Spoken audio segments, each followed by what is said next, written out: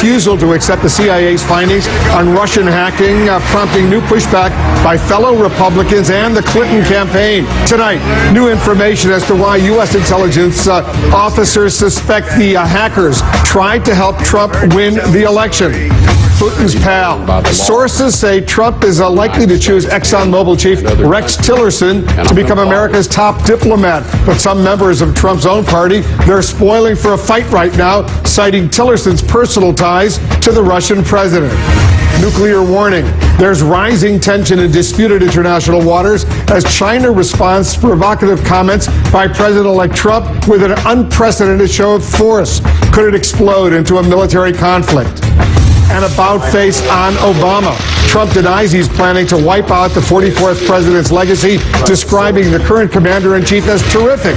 Tonight, insights into the post-election praise of the man he once bashed during the campaign. We want to welcome our viewers in the United States and around the world. I'm Wolf Blitzer. You're in the Situation Room.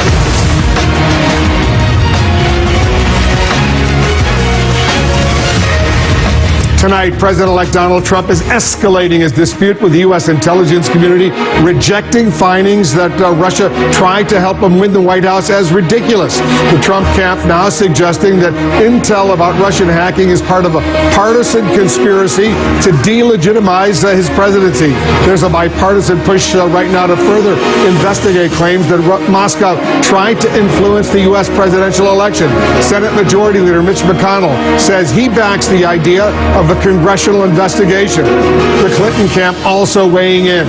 Former campaign chairman John Podesta is supporting calls for members of the Electoral College to get an intelligence briefing on Russian hacking. Some electors asking for the information before they vote next week, presumably to seal Donald Trump's election victory.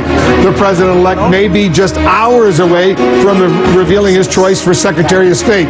Sources say ExxonMobil CEO Rex Tillerson remains the leading candidate, but there are increasing signs that Tillerson may face a confirmation fight in the Senate. Some top GOP senators, they're joining with Democrats right now in raising red flags about Tillerson's personal ties to Russia. We're also following an unprecedented military move in disputed waters where tensions have boiled over before. China flying nuclear-capable bombers over the South China Sea for the first time in an apparent warning to President-elect Trump. This after Trump questioned whether the United States should keep its long-standing policy that Taiwan is part of one China. We'll get reaction to all of this from a Democrat on the House Intelligence Committee, Congressman Andre Carson. And our correspondents and analysts and guests, they're all standing by as we bring you full coverage of the day's top stories. First, CNN's Ryan Nobles is over at Trump Tower in New York City.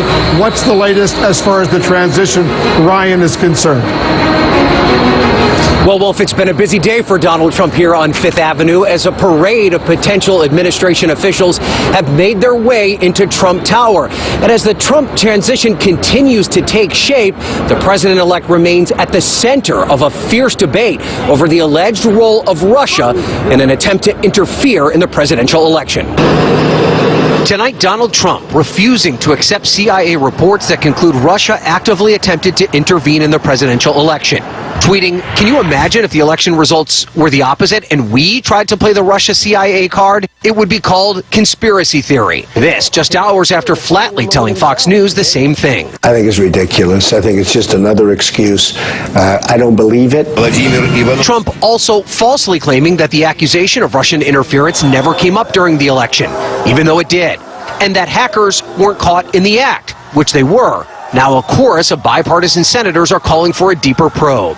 It's clear the Russians interfered.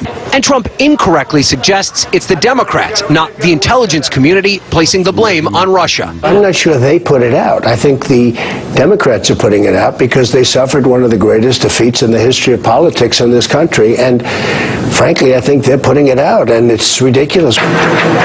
Which entirely misses the problem of a foreign entity attempting to undermine the integrity of the U.S. election. It makes any potential investigation challenging if Trump remains opposed to the effort once he takes office. But the Senate's most powerful Republican is also pushing back, arguing that the intelligence is correct and an investigation is needed.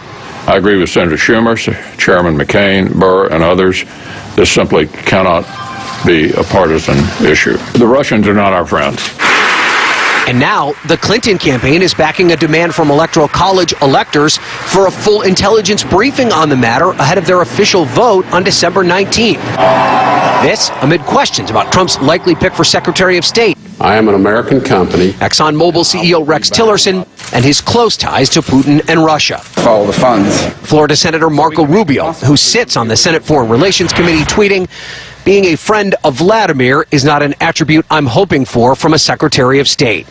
These battles being waged as Trump continues to shape his upcoming administration. Making trips to Trump Tower today, really cool stuff in his office. Former presidential candidate Carly Fiorina, former Congressman Alan West, and former Texas Governor Rick Perry, once a sharp critic of Trump, now considered as the next energy secretary, a department that as a presidential candidate, he suggested be shut down. And after a day of meetings here in New York City, Donald Trump will get back on the road. He'll wrap up his thank you tour this week with stops in Wisconsin, Pennsylvania, Florida, and Alabama. Wolf? All right, Ryan, thanks very much. Ryan Nobles reporting for us tonight. We're also getting new information about the U.S. intelligence that President-elect Trump refuses to believe. What clues led U.S. intelligence officials to conclude that the hackers were trying to help Donald Trump win the presidential election? Our chief national security correspondent Jim Sciutto has been digging on this. What are you learning, Jim? Well, tonight the new information is that hackers also breached several Republican targets, lawmakers, as well as Republican Party organizations as part of this broad hack. But one thing that's leading the intelligence community to believe that this hack was intended to primarily target or injure Hillary Clinton, hurt her chances, is that information from Republican sources was not released to the public. A former senior law enforcement official with direct knowledge of the inquiry tells CNN the investigation discovered Russian hacking of Republican entities, not just the Democratic National Committee and Hillary Clinton's top aide, John Podesta. CNN is told that hackers got hold of information from some Republican House members. Pundits, a third-party entity that held data for the Republican National Committee, and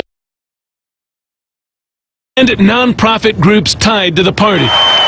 Most of the information relating to the Republican Party was not released by hackers. That, in part, led the intelligence community to assess that Russia could have been acting to impact the election for Trump, though it was not clear whether this was truly for Trump or just to weaken Clinton. FBI investigators were not as convinced. Some of the data appears to have been outdated and perhaps of less value to hackers. Tonight, the White House said it believes it is clear who Russia was trying to help. These were emails from the DNC and John Podesta, not from the RNC and Steve Bannon. This has put President-elect Trump and his team at odds with the U.S. intelligence community over this assessment. The president-elect himself is questioning the assessment that Russia was involved in any election-related hacking at all. Once they hack, if you don't catch them in the act, you're not going to catch them. They have no idea if it's Russia or China or somebody. Trump's transition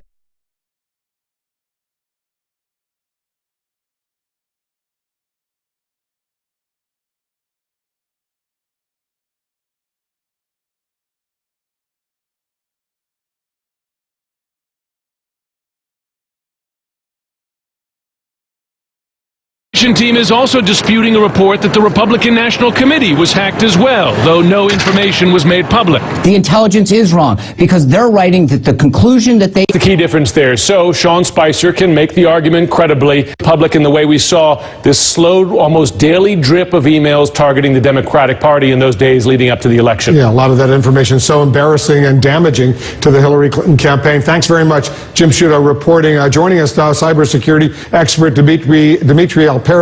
He has unique insight into the investigation of the Russian hacking. Dmitry, thanks very much for coming in. Thanks for having me. All right, so your firm, CrowdStrike, investigated the cyber attacks on the Democratic National Committee. Why are you so certain that the Russians did it? Well, President-elect Trump said yesterday and today again that you have to catch these hackers in the act.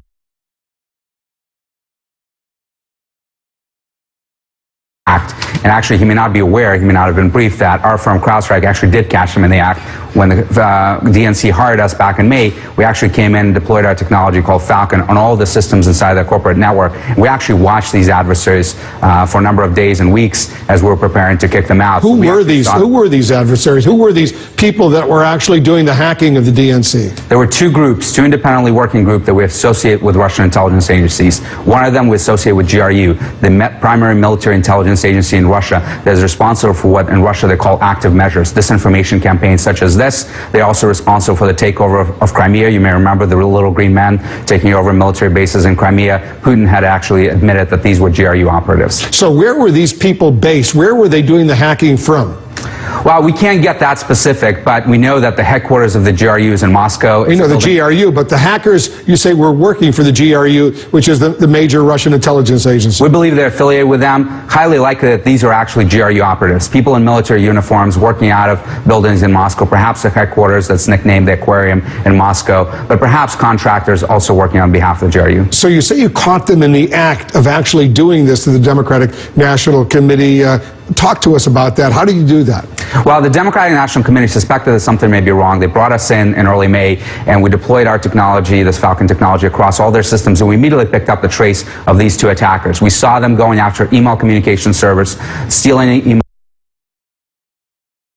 from the DNC for a period of 9 months, going back to 2015, and then going after sensitive documents that the campaign was preparing on Donald Trump and other Republican candidates that were running for the primary. And so the working assumption is that the GRU, the Russian intelligence agency, then gave these documents, all these emails, to WikiLeaks, and then WikiLeaks would release them on a daily basis. Is that your understanding? Well, we actually had two other leaking campaigns that were set up, an organization called DC Leaks, and then Guccifer 2.0 character that popped up, and both of them started leaking this information initially, and then Guccifer actually claimed on Twitter that he had given the information to WikiLeaks, providing a direct connection from Guccifer to the WikiLeaks dumps of emails. What is your reaction when you hear John Bolton, the former U.S. ambassador to the United Nations, a man considered possibly a deputy secretary of state in a Trump administration, saying this could have been what he calls a false flag? Well, you can never discount that, but the evidence here is overwhelming. We looked at all the forensic evidence. We had the FBI and the intelligence community confirm publicly in October independently that they believe the Russians were behind this hack. And the thing that you have to understand is that we've been tracking these groups, these intelligence agencies, for years. In fact, one of them, the GRU, has been active since mid-2000s. So we have over 10 years of history of their campaigns, literally hundreds of intrusions into different organizations. How high is your level of certainty that the Russians did this? We have very high level of confidence that Russian intelligence agencies were behind this.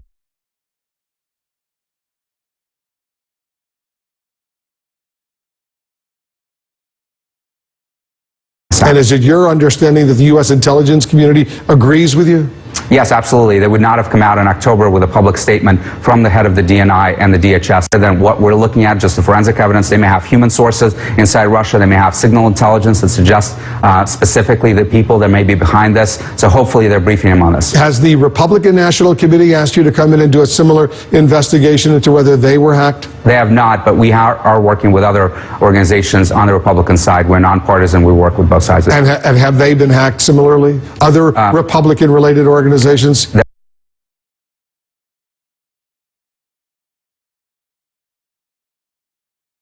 And Republican operatives that have been hacked by the Russians. When you say operatives, what does that mean?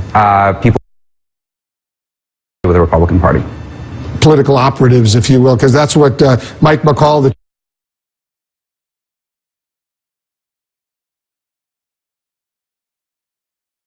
originally he said on our show that that he believed the Republican National Committee was hacked. He said that was a misstatement. He later issued. We saw some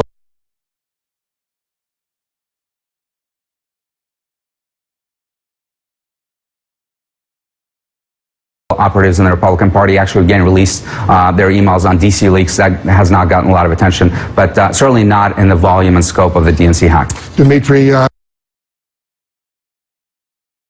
Alperovitch, thanks so much for coming in. Thank you. We'll continue this conversation. In the last hour, we spoke to Donald Trump ally, the former House Intelligence Committee Chairman here in the United States, but was actually working to try to get Donald Trump elected president.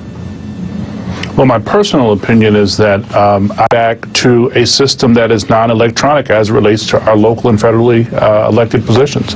Why would elections? Why do you believe Russian hackers potentially could sit on stolen information from Republican targets, whether members of Congress, Republican pundits, an RNC vendor, and not release that information as opposed to releasing information that was embarrassing to the Democrats and Hillary Clinton's campaign?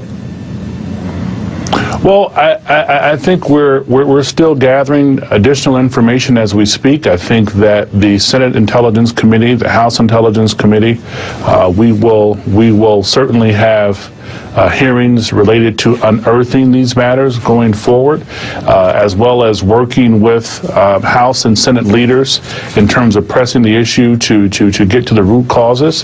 But it seems as if Mr. Trump's language, his overtures to Russia, could have been a motivating factor. That is not to say that Mr. Trump gave a directive or was in concert with the Russian government, but it is to suggest that his favorable comments throughout the campaign opened the door for the Russian government to feel as if they have an ally in the White House, and that is very troubling for our national security.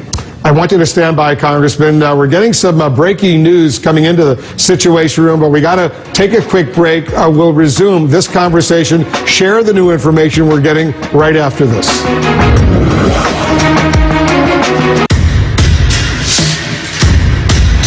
Where will the lead take us today? Straight to the source. Would Israel be willing to go along with those demands? To a side you haven't seen. That sounds a young man's game. All the way to the heart of a problem. What is going on in Ferguson, Missouri, in downtown America? Maybe all the way to the president. Do you think you were naive back then? The Lead with Jake Tapper. Weekdays at 4. Every day we do stories about people in need. With CNN's Impact Your World, you can help. When you go to the Impact Your World section at CNN.com, you'll find more on the stories that move you. Plus, you can find out just what you can do to help. Links to reputable charities.